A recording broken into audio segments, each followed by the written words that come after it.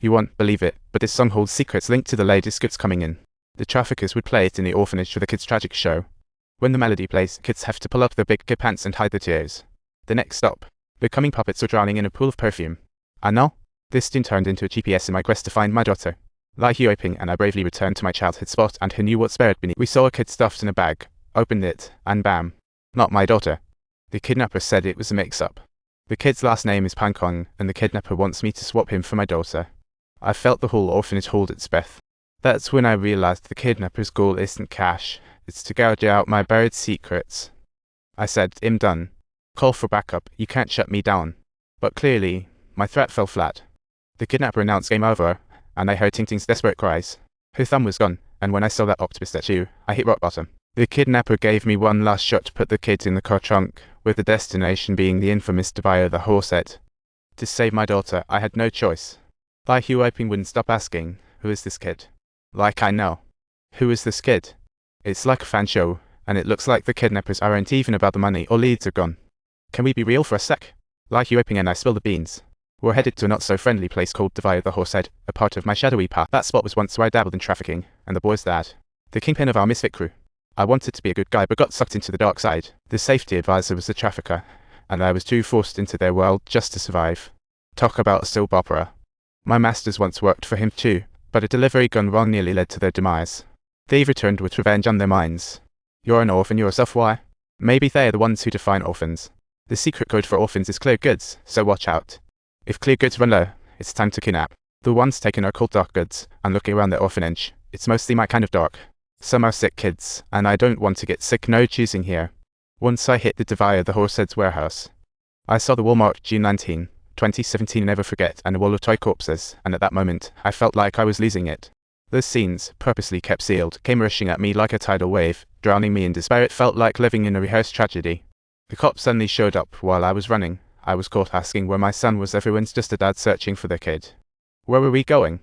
Oh, the good stuff's just starting. Boom. The car behind me exploded. The boy dragged Lai Huoping off, and with a gun, I threatened the cops. Then, out of nowhere, the motorcycle hero saved me. He knew I'd show up at Devaya the Horsehead and had set up the bomb in advance. The cops were totally clueless. I found the kidnappers wanted to expose the truth of the 619 incident via livestream. On June 19, 2017, a big blast occurred in Southern Waters kids aboard. The victims were all smuggled children and the calls. A gas leak. But the detective smelled something fishy and wound up silenced. I knew diamonds behind this. After escaping the docks, I learned from a buddy where the master lived. But when I got there, it was just his wife, Tina there, and I saw the wallpaper matching the kidnapping images, and it hit me, master is the kidnapper. I pressured Tinita into revealing Ting Ting's whereabouts, yet she countered swiftly, what business is it of mine, exactly? Hurt another's child? It comes with 7 lifetimes of payback. Kill one. It's a spooky 70 days. The curse from the assassin hit like a heavy hammer, shattering my suppressed guilt.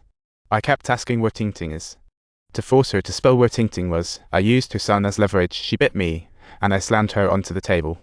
Then I grabbed the incense burner and swung it at her head. Each hit echoed with bone-cracking sounds. I was becoming a murder machine. Tinita's son rushed in, and with a flick, he fell in his own blood. I used to be a good guy. Bloody hands, here I come. I kept crying out for help, but blood stench overpowered the incense. Leaving Master's place only deepened my despair. I kept searching for my daughter, clueless that the real kidnappers were right across the street. Ting Ting was sleeping soundly there while Master was being watched. Watching me kill his wife and son, Master swore vengeance for his family. Later I found out. The real kidnapper is Yane, a mother of a kidnapped child. Her daughter was taken by Tinita 7 years ago and died in the 619 tragedy. She and her husband, Alu, plotted this all for revenge. Alu worked in my yard, while Yane and Tinita became besties. They faked evidence to make me think Master and his wife were behind Ting Ting's abduction. Really, they wanted me to do them favors and wipe out Tinita's family. Their endgame? To expose the truth of the 619 incident. Yane called me to discuss and demanded I finance the reveal. I told Alu that if I spilled the beans on Ting Ting, she'd be in danger, then hung up. I was tied up by a mystery assailant when Lai Huoping came barreling in with her car to save me such a close call. Under Lai Huoping's pressure, I spilled the truth. 619 wasn't an accident, it was one of Damon's schemes. At that time, I was ordered to drive the kids from Marken Orphanage to the docks for smuggling, honestly, just for self-preservation. Lai Huoping had planted explosives ahead on the ship, ready to silence anyone who knew they'd survive. The real kidnappers were parents of the 619 victims, and if I beat them in, I can save Ting Ting. I promised them a live stream. Right where the 619 explosion happened, I was willing to go with them, but they only wanted me to go alone. If Ting Ting became an orphan, yeah, I'd take care of her, right? Just trying to be a good person here. I really want to be a good dad. Lai Huoping was deeply moved, but little did she know, being just a good dad is not really my agenda. If you enjoyed this story, don't forget to subscribe to my channel so you won't miss the next thrilling episode.